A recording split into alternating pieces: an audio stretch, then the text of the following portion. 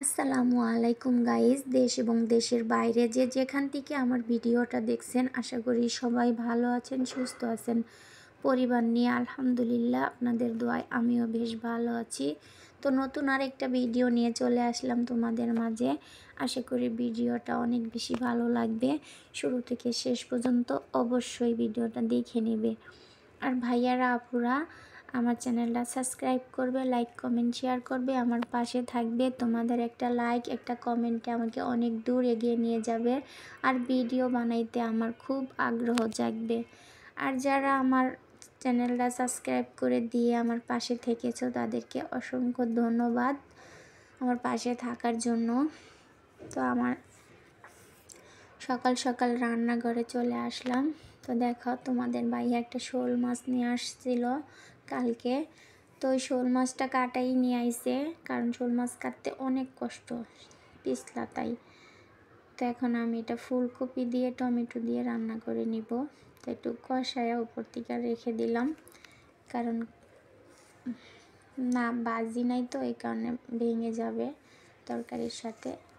তো শোল মাছ লাউ দিয়া ফুলকপি দিয়া রান্না করলে আর ভাজা লাগে না, শুধু বোনা করলে আর কি ভাজা বোনা করে। তো এটা তো তরকারি দিয়ে রান্না করতেছি, এই কারণে কাঁচা কষায় তারপরে রান্না করলাম আর কি। তো দেখো, এখন কাপড় চোপড়গুলো ভিজিয়ে নিচ্ছি, কালকে তো চাদরগুলো চেঞ্জ করছিলাম। তারপর আমার তরকারি হয়ে গেছে, এখন জিরা ধনিয়া পাতা দিয়ে নামিয়ে নিব। গ্যাসের পরিমাণটা অনেকটাই কমে গেছে, তো আমার রান্নাও প্রায় শেষ হয়ে গেছে, সমস্যা নাই। তরকারিটা হইতে অনেক সময় লাগলো যেহেতু গ্যাস কম। তো সাব্বির বসে টিভি দেখছে, আর আমার জলফের এই বটাগুলো ফালাই দিছে। তো এখন আমি ধুইয়া কাপড় দিয়া মুইসা এগুলো একটু কেচা নিলাম বটি দিয়া। তারপরে এখন লবণ হলুদ মাখিয়ে রোদে দিয়ে দিব। তো একটু আচার বানাবো, এটা আর কি গোটা আচার। তো এই যে এখন একটু থালা বাসন ধুয়ে টুয়ে সুন্দর মতো চুলার পাটে একটু পরিষ্কার করে নিব। তো এই ডিব্বাগুলো একটু একদিন পর পরে ধুই, না এলে ভালো লাগে না, লাগে কেমন তেলকিসটা। কিন্তু আমার প্রতিদিনই চুলার পাটটা রান্নার পরে এরকম সুন্দর মতো পরিষ্কার না করলে আমার ভালো লাগে না। তা আমার মতো এরকম শান্তি কার আছে অবশ্যই কমেন্টে জানাবে। দেখো, খোলা আকাশের নিচে বসে বসে রোদের ভিতরে কাপড় ধুইয়া এখন ওয়ালে জড়াইতে দিয়া এখন একটু বাগানটা ঝাড় দিয়ে নিচ্ছি, দিয়া তারপরে এই যে কাপড়গুলো নেড়ে দিয়েছি।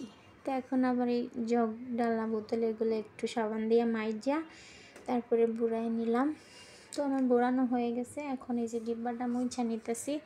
এটার ভিতরে ওই খাতাগুলো রাখি কি, রাতে যে খাতাগুলো ব্যবহার করি। তো সুন্দর মতো গুছগাছ করে খাতাগুলো রেখে দিলাম, ডিব্বাটাও একটু মুছলাম। এখন বিছনাটা গুছগাছ করে রাখতেছি। আর আজকে যেহেতু শুক্রবার, তো ভাবলাম পানি থাকবে না, এই কারণে বাহিরের কাজগুলো আগে করলাম, ধোয়া পাকলির কাজ। জানো তো, শুক্রবার আসলে পানির একটু সমস্যা হতেই পারে, কারণ বাসায় সবাই থাকে, সবাই দোয়া পাকলি করে, এই কারণে। অন্য অন্য দিন তো দেখা যায় যারা চাকরি করে তারা তো আর বাসায় থাকে না, সব সময় পানি থাকে। আর চাকরিজীবীরা তো আর একবার শুক্রবারে বাসায় থাকে, এই কারণে তো পা কষ্টের মধ্যে না চুল আটকায় যায়, এখানে আমি ব্রাশ দিয়ে একভাবে পরিষ্কার করি আর কি। তো এখন ঘরটা ঝাড় দিয়ে নিলাম। তো খাটটা মুছতে লইছি, তারপরে মনে পড়লো যে এমনি মুছবো না, পরে একটু সুন্দর মতো সাবান পানি ভিজা ন্যাকড়া দিয়া তারপরে একটু মুছে নেব। তো এক এক করে দোনোটা রুমের বিছনায় একটু পরিষ্কার করে নিচ্ছি।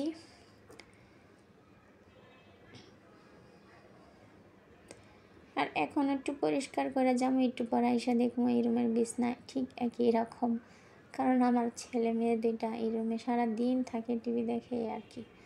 তো এখন এই যে, আর আমি না এরকম রুমের যত চিপা চাপা জায়গা আছে সবগুলো এরকমভাবে মুছি না, মুছলে আমার শান্তি লাগে না। আর ওই খাটের সাইডটা দিয়ে না পিলার, এই কারণে খাটটা আর কি মিলে না ওয়ালের সাথে, এই কারণে এতটুকু ফাঁকা। তো একটু ফ্যানগুলো মুছে নিলাম। তারপরে এই খাটের সাইডগুলা ঘর মোছা হয়ে গেছে, তো এখন একটু মোছামাছি করে নিচ্ছি। হাতে একটু সময় আছে আর কি, সব কিছু কইরা ঘরটার মুছা সব গোছগাছ কইরা টইরা। তো ভাবলাম এখন হাতে একটু সময় আছে, তো এগুলো এখন ফার্নিচারগুলো একটু মুছা নিই। তারপরে এই যে এক এক করে সব ফার্নিচার একটু মুছা নিলাম সুন্দর মতো সাবান পানি দিয়ে টিয়া। তো এগুলো এখন একটু ভেজা ন্যাকড়া দিয়ে মুছতেছি। তারপর ওই গ্লাসগুলার ফ্রিজটা আবার ওই থিনারগুলো দিয়ে একটু, থিনার না, ওই যে বোতলের ওই স্প্রাইটা দিয়ে একটু মুছে নিব। আর এই পলিথিনের উপরে এরকম করে একটু মুছে নিলে দেখা যায় ধুলাগুলা হয়ে যায়। এই কারণে এরকম ভিজা ন্যাকড়া দিয়ে ধুলাগুলা মুছে নিই উপরের। আর আগে আমি এই পলিথিন ছাড়াই পাতিলগুলা রাখতাম, তখন খালি টুকটুক করে মাথার উপরে পড়ে, তো একদম বিরক্ত লাগে। এই কারণে এখন এগুলো পলিথিন দিয়ে রেখে দিয়েছি। আর দেখো এই ফ্রিজের উপরে 2টা ডিব্বা রাখি, টপ রাখি একটা। তো এগুলো একটু মুছে নিলাম। জানো তো অনেক ধুলা পড়ে, এত ধুলা কই থেকে আসে আল্লাহ মাবুদ জানে, জানি না আমি। তো এখন আবার একটু শোকেসটাও সুন্দর মতো মুছে নিচ্ছি ভিজা ন্যাকড়া দিয়া। শুকনো ন্যাকড়া দিয়া মুছলে আমার কাছে লাগে যে পরিষ্কার হয় নাই, এরকম লাগে আর কি। তো ভিজা ন্যাকড়া দিয়া মুছলে আর কি দেখা যায়, আমার কাছে লাগে অনেকটা সুন্দর মতো পরিষ্কার হয়ে যায়। এই কারণে আমি একটা ভিজা ন্যাকড়া দিয়ে মুছে থাকি আর কি।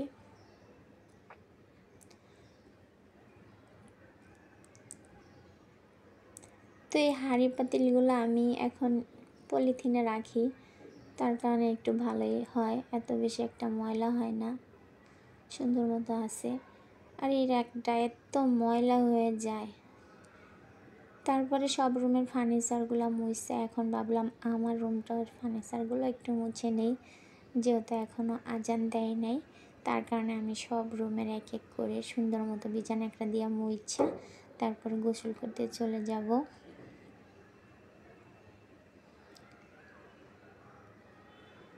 এগুলা কাজ আমার রোজকার দিনের। আমি প্রতিদিন মানে ঘর মোছা, ঘর ঝাড় দেওয়া, বিছনা ঝাড়া, রান্না, বাগান ঝাড় দেওয়া, গাছে পানি দেওয়া। তো দেখো, আল্লাহ হাফেজ।